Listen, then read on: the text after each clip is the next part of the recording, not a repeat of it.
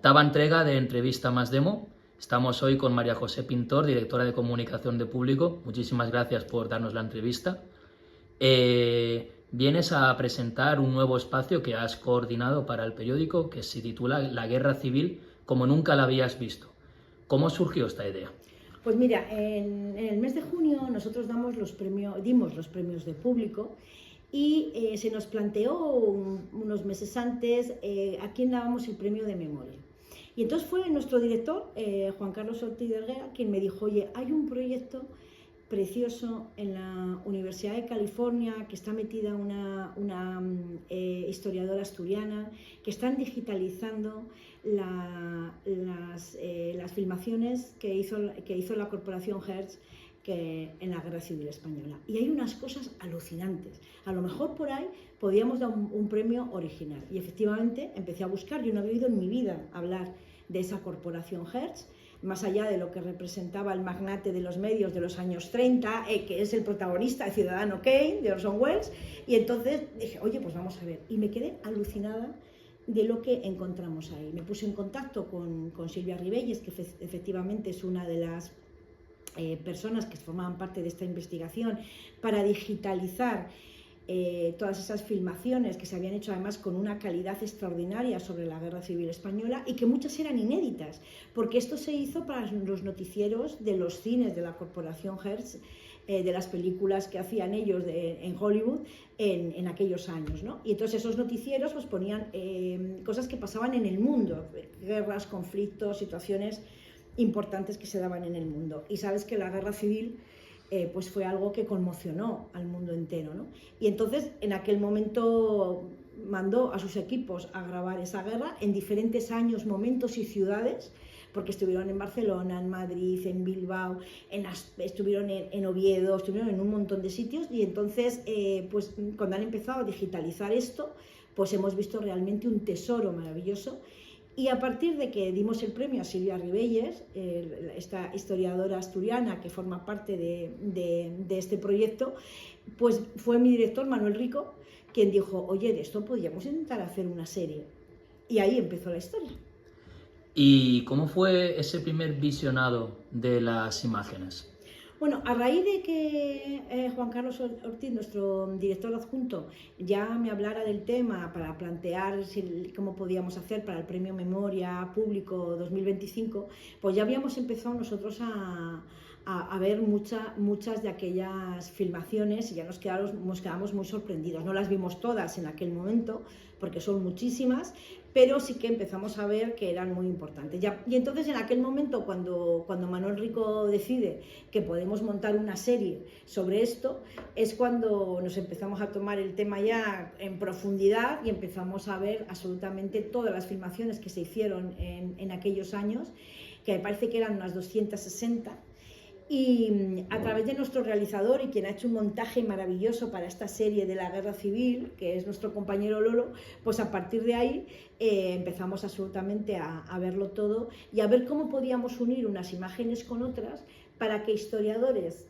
de primer nivel y expertos nos pudieran hablar de momentos diferentes y muy simbólicos de la Guerra Civil. Y así empezamos a trabajar durante meses antes del verano. Por supuesto pedimos a la corporación, a la Universidad de California, le pedimos los permisos oportunos para poder nosotros proyectar estas imágenes a través de nuestra web y YouTube y nuestras redes sociales, y así empezó a organizarse pues esta serie maravillosa que en este momento pues hoy ha sido el tercero de los capítulos, el dedicado por cierto a los niños de la guerra, que es terrible. Con respecto a los niños de la guerra, en el episodio, ¿tuvisteis muy claro siempre qué es lo que queríais poner? ¿O tuvisteis que dejar algunos sitios fuera, por ejemplo, los niños de Morelia, que también son muy importantes? No dejamos nada que no estuviera filmado. Perfecto. Otra cosa es que haya cosas que no tuviera la Corporación Hertz filmadas.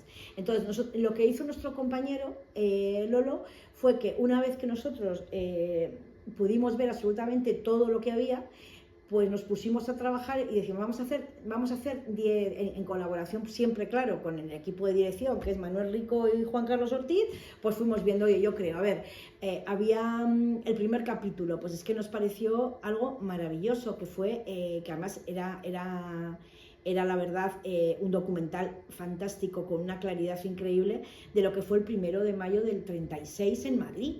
Y entonces descubrimos cómo hay miles de personas, pero miles de mujeres que participan, activas, estupendas, divertidas, felices.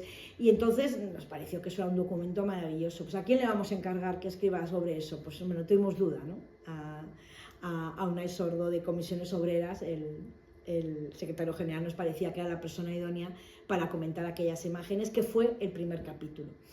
Después vino el segundo capítulo, que lo hace nuestro director adjunto, Juan Carlos Ortiz del Guea, que es que era sobre el árbol de Guernica, el asedio en Bilbao, en Guernica, en Durango, del que tanto se habló y tanto impacto causó, incluso antes de que Picasso empezara con su cuadro, incluso antes. Y después ya ni te cuento, ¿no? Cuando Picasso hizo que eso fuera algo para recordar e inmortal para siempre.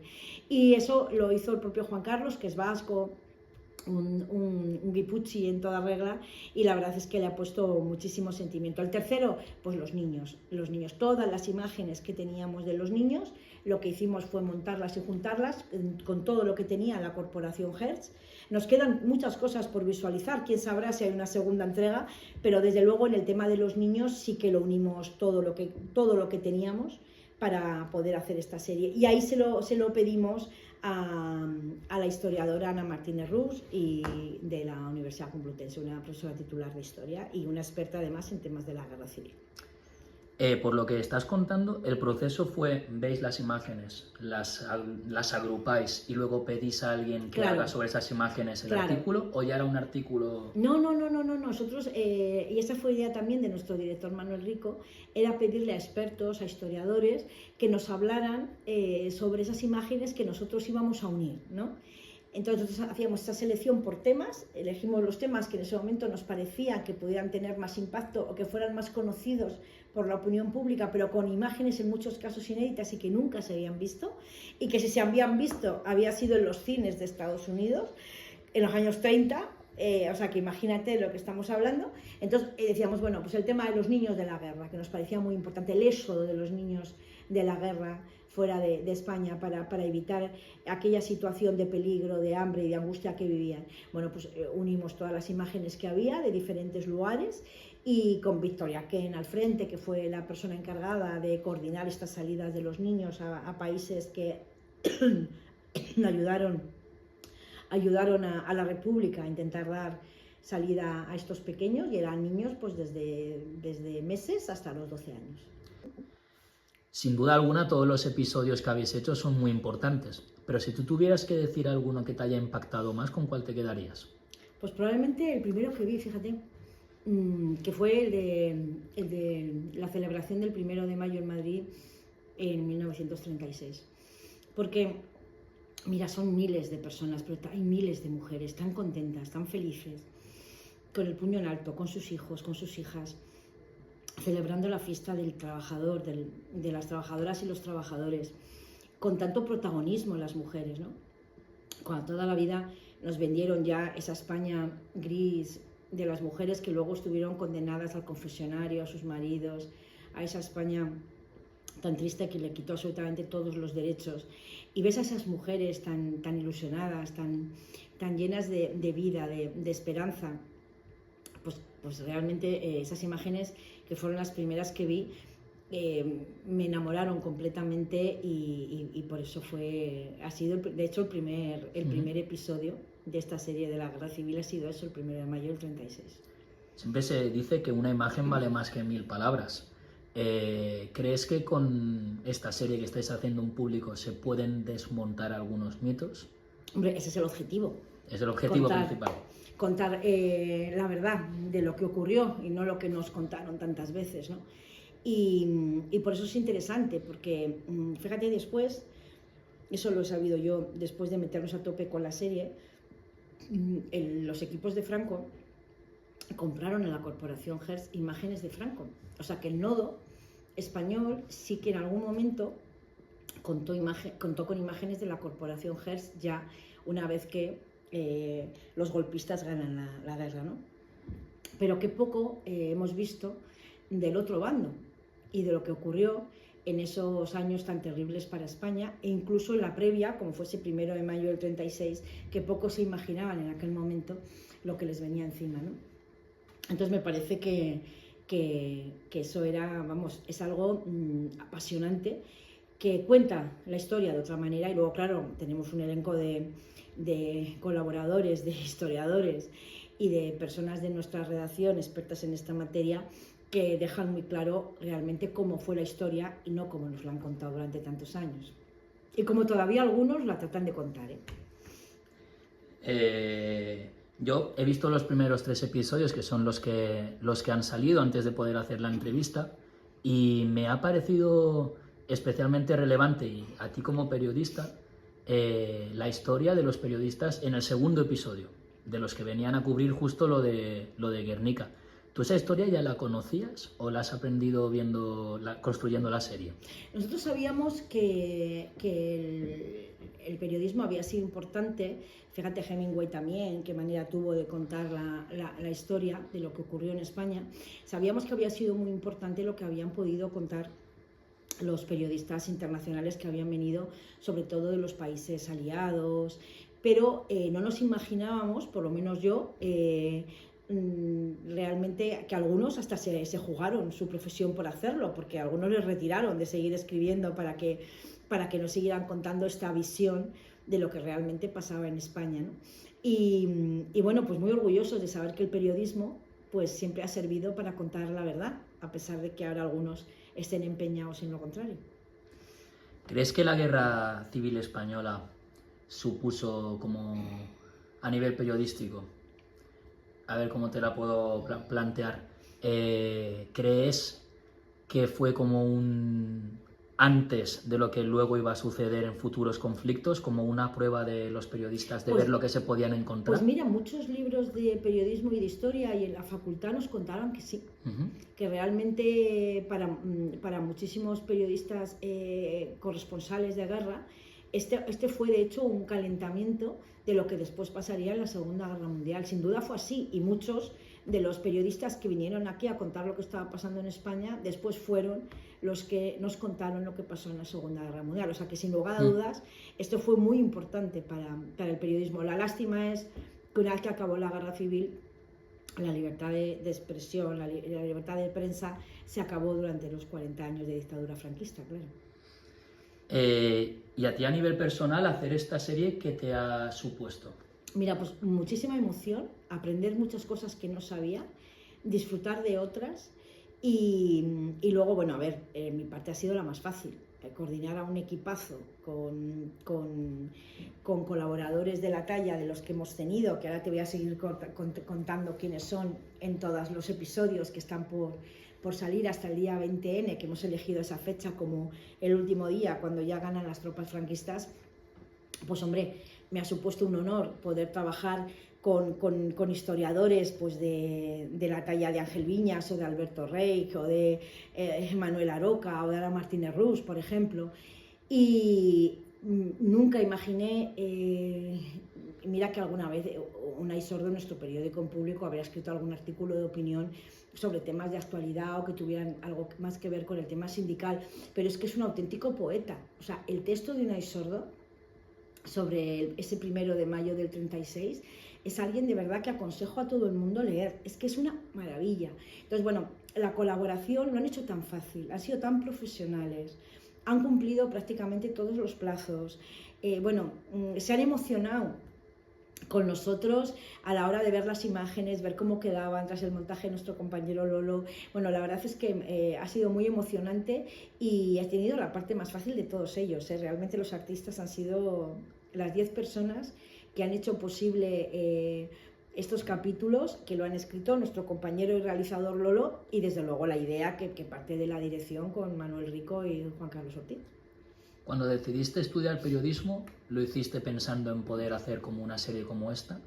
Hombre, pues no, porque mira, yo ya tengo una edad y hace tantos años ni imaginaba.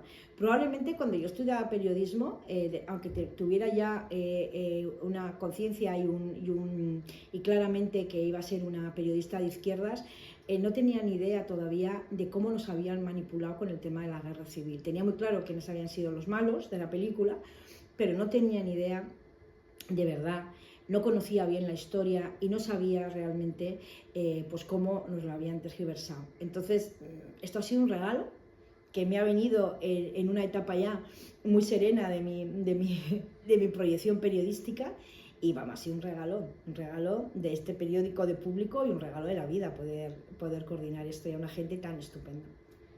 Pues háblanos un poco de esos episodios que están por venir. Bueno, pues mira, como te decía, son 10 episodios y hemos hablado ya que hemos empezado con el 1 de mayo, hemos seguido con el tema de Guernica y de cómo fue los ataques en la zona, sobre todo de Vizcaya, el Duranguesado y todo eso.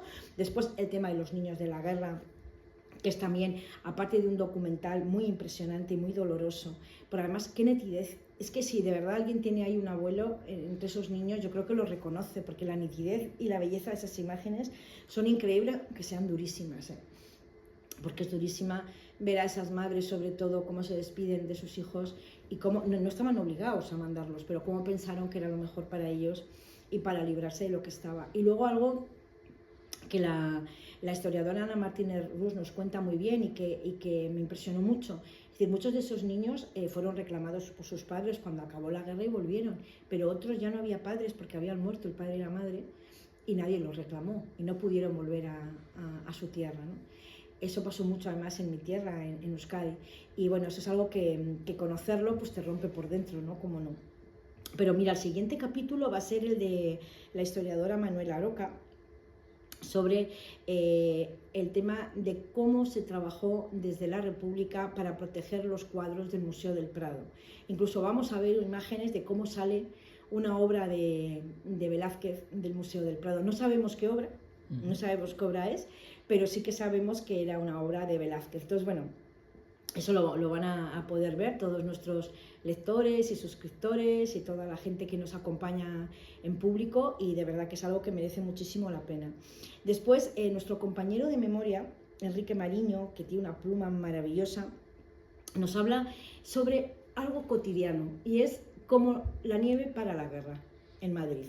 Entonces ahí ves a los niños jugar con las pelotas de nieve. O sea, contamos como otra parte de la guerra, más cotidiana y diferente, por también romper un poco entre tanta crudeza, a pesar de que, bueno, se ven imágenes lógicamente de la contienda y tal, porque estábamos en plena guerra, pero son imágenes distintas y también un texto diferente que nos da un poco de aire para seguir con la serie. Después nuestra responsable de opinión, Noelia Danez, nos habla de la pasionaria.